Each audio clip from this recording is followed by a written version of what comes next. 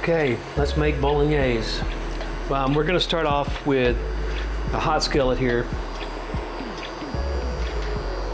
Some neutral oil. This is safflower. Now, I can't get pancetta. That's what the authentic recipe calls for. So I'm just using 2 strips of bacon.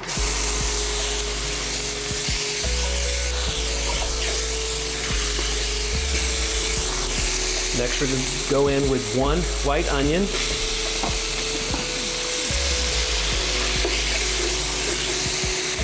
2 carrots, diced small.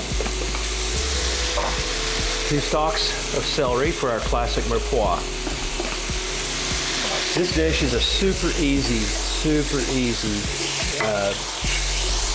authentic Italian dish, kind of their level of comfort food.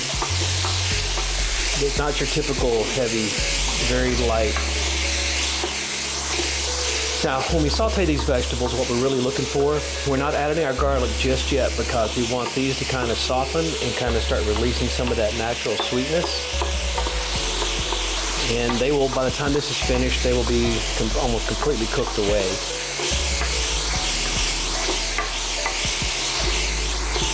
I got my buddy Dave down here. He's looking in case something falls here.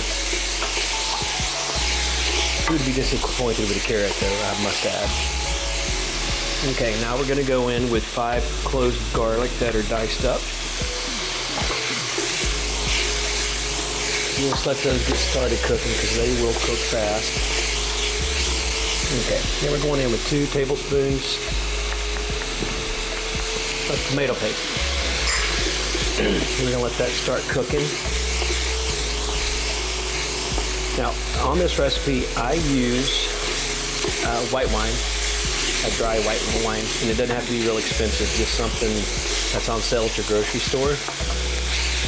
And we're going to wait till this kind of gets, you'll see here. Yeah, you kind of start seeing the fun start to form here on the bottom.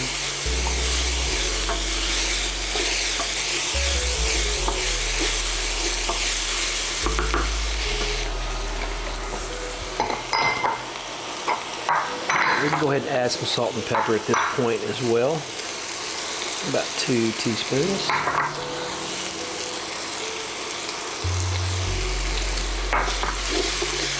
Getting there. Okay, let's go ahead and add in our white wine. And we're going to definitely cook away all the alcohol. And we're going to cook this until it gets, there we go. Kind of getting that stuff off the bottom that's kind of built up there. I love the way this smells.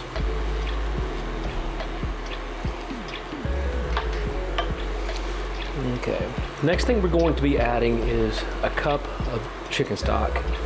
And that's just going to give us kind of some flavor that we will want. And then we're using 2 different meats. We're using a ground beef hamburger and ground pork. It comes together real easy.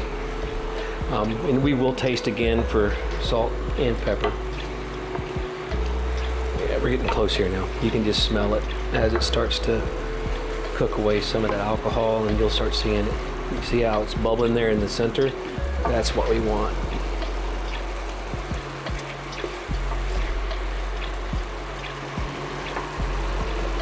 We're going to go in with our chicken stock.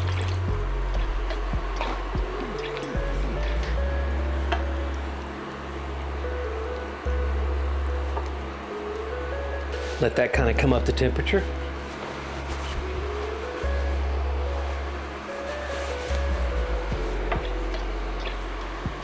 Always get it on me. Have you put in as much tomato in there yet? Messy.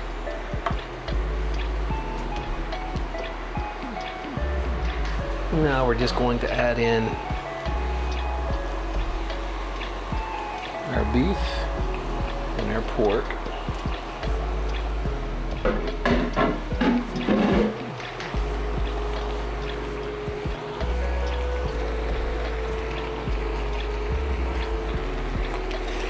Some recipes at this point would call for maybe a little Italian parsley, maybe some basil if you like basil. This dish doesn't have to have it though. It really doesn't have a lot of the classic Italian flavors.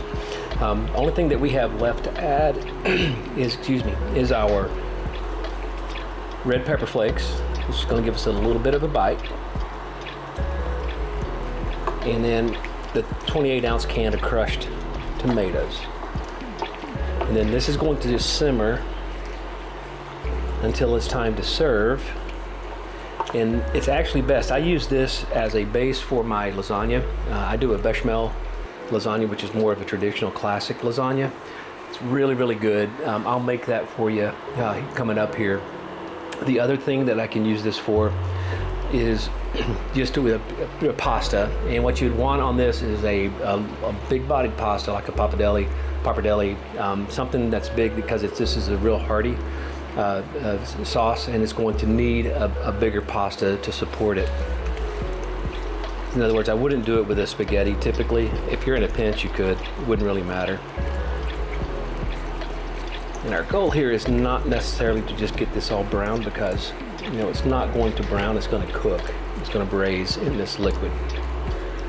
And it will reduce quite a bit as we cook. Let's go ahead and add in our pepper flakes. Add in a little bit more salt and pepper. Just about a teaspoon there.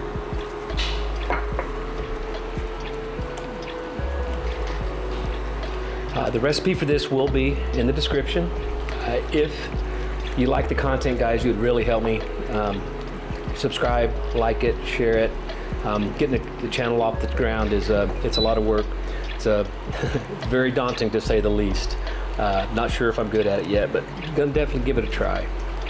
Okay, that's browning a bit. Now the final ingredient is going to be our tomato product.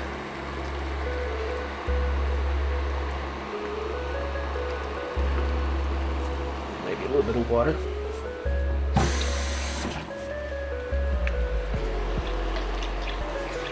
We're just gonna stir this in, get it incorporated. And I will put a bay leaf in this, just for the flavor. Can't go wrong with a bay leaf. I think I put it in just about everything but my chili, honestly. Okay, and this is going to reduce quite a bit as it cooks down. Now, before we serve this, probably, 30 minutes before we serve it, we're going to add half and half to it. A little bit of nutmeg, ground nutmeg, and then we're going to boil our pasta, combine everything in the skillet under heat with a little bit of butter, which is, in my opinion, the only way to do pasta. I always struggle with my combination, my ratio between the pasta and the sauce, and once you cook it together like that, it allows the pasta to absorb as much of that liquid that it's going to, so you get the ratio correct. And if you go to a restaurant, typically that's how they're going to do it. They're gonna keep the sauce and the pasta apart until it's time to serve it, and then they'll cook it on the stove. A little bit of soaked off with a little bit of butter. One thing that I noticed about this is this will be my 5th video, and it should come out this week, later in the week. I tend to do this the way I cook at home, which is fast. So I'm always going, just everything comes together. I have everything out, I put it together, and I'm filming this in that way. And so this will be basically one take. I'm not stopping and starting. I haven't figured out how to do that yet. But it gives you some, this can come together in about less than 20 minutes, honestly, even with the prep work that I did beforehand, which was, I chopped up the celery, the carrots, the garlic, and the onion. That was basically it. Everything else, you could put together pretty quickly. And what you could do is you could cook this the night before, put it in a crock pot. Of course, with the price of beef right now, the pound of pork was under $4. The beef was about $8, but that was the largest by far, the largest cost in this meal. So we're just gonna let this let this go, and it'll cook for the rest of the day until we get ready to eat dinner tonight. We will come back and show that portion. I'm gonna honestly try to get better at that. I have yet to film or record the actual eating of the product or showing the product when it's done. Again, we'll get better. And so we're done. This took start to finish less than 30 minutes with all the prep and everything. So we'll be back in a bit and see what you think.